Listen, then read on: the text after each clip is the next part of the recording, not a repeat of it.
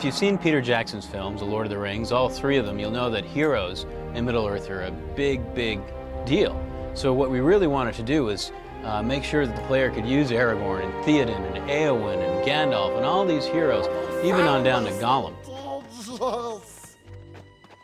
Gollum, you two-faced sneak, get back here!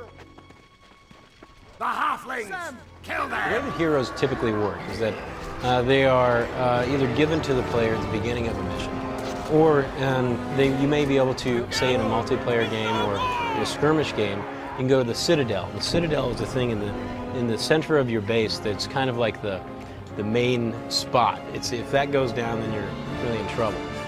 This is where you can, say, revive heroes. This is where Gandalf, if he dies in the field, you can revive him back there. The game is very much oriented toward building up the heroes throughout the game. And we would never say that the game is an RPG. It's RTS through and through. But you can't ignore some of the little nuances that an RPG feel would bring to the game. And that has to do with leveling up the characters. And in particular, Moria is a great example because it's really early in the game. And when the player exits Moria, he's going to be able to, basically through the way he plays, choose which units he wants to develop early on.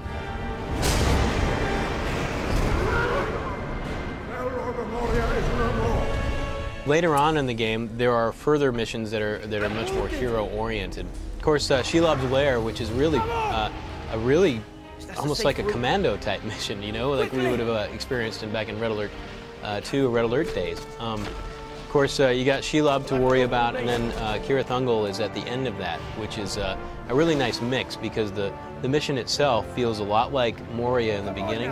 You're trying to go through and get through the webbing and all this sort of thing. And then it opens up into this wide expanse for a long bridge and a huge fortress. So it really offers the player, I think, a lot of variety just in one little mission.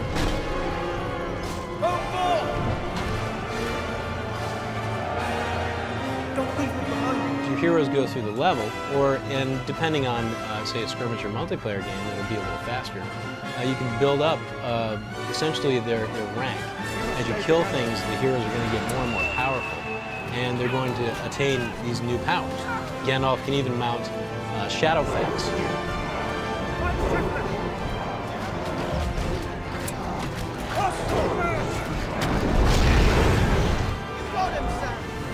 Of course, Frodo has the ring. That allows him to move and be invisible, so he can basically walk around wherever he wants.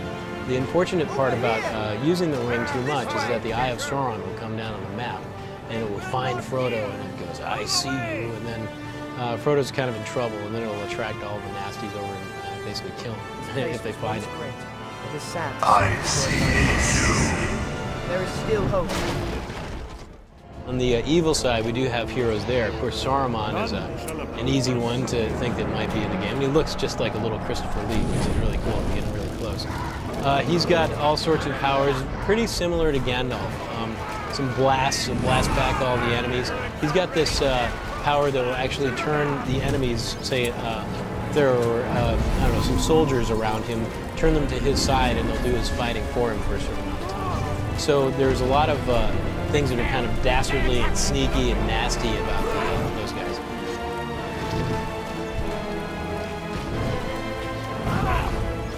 Your hero is going to die, or are they going to live? Are you going to resurrect them? Or are you going to finish off Sauron with Boromir in tow, and with Gandalf and everyone else? And that's really what it's all about. Don't leave me behind. Power of the enemy is coming.